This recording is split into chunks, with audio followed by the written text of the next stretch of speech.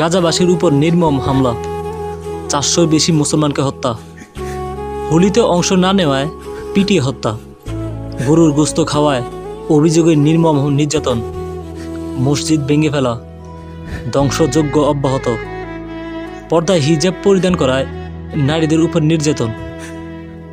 এ কেমন সভ্যতা? বিশ্ব এখনও নীরব। মানবাধিকার সংস্থাগুলো কোথায়? মুসলমানদের জীবন কি এতটাই মূল্যহীন? অত্যাচারের বিরুদ্ধে রুখে দাঁড়ান, সত্যের পক্ষে আওয়াজ তুলুন, বিশ্বের বিবেক জাগ্রত করুন। আজ যদি আমার নবী বেঁচে থাকতো, সে নিশ্চিতভাবে বসে ইফতার আজ সেহরি করতো না। সে আমার আল্লাহর কাছে উম্মত উম্মত বলে কাঁদত। আমি আইয়ামে জাহিলিয়াত দেখিনি, কিন্তু এই ইসরায়েলি জালিয়াত দেখলাম, যাদের অন্য শক্তি হিন্দু ধর্মের ইন্ডিয়া। সোনালী যুগ আর আসবে না। তুমি হেদায়েত দান করো।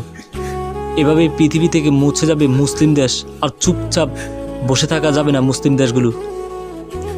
ব্যাপার না, কেউ আজীবন বা অমর হয় না। সবাইকে তার কাছে ফিরে যেতে হবে এবং জবাবদিহিতা করতে হবে। নিষ্পাপ চেহারাগুলো যারা রোজা রেখেছিল ইফতার করতে পারেনি, যারা রোজা রেখেছিল কোনো সেহেরি খেতে পারেনি, তাদের তো স্বয়ং রাসূলুল্লাহ সাল্লাল্লাহু আলাইহি ওয়াসাল্লাম ইফতার করাবেন। আপনি আমি মুসলিম হয়ে যদি সারা বিশ্বকে নেট দুনিয়ার মাধ্যমে হয়েও না দেখাইতে পারি দেশের অবস্থা, তাহলে আপনি কিভাবে ভাবলেন আপনি সামনাসামনি যুদ্ধে নামতে পারবেন? সামান্য বিয়ে করলো সে এখন ভাইরাল। নিউজ স্পিড হোক মুসলমানদের জন্য প্রতিবাদ, যাতে সারা বিশ্ব এটা খবর হয়ে যায়, ঘুমন্ত জাতির টনক নড়ে যায়, বেজে ওঠে বিজয়ের ঘণ্টা। তারাও ঈদ করুক।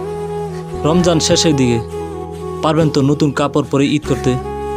যেখানে মুসলমান ভাই বোন রক্তের বন্যায় ভাসছে, সেখানে তুমি মুসলিম ঈদ করবা?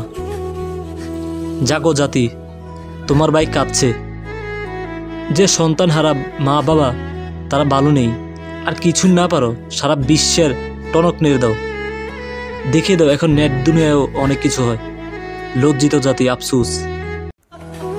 আমাদের কাছে তো দোয়া ছাড়া কোনো অস্ত্র নাই মাবুদ।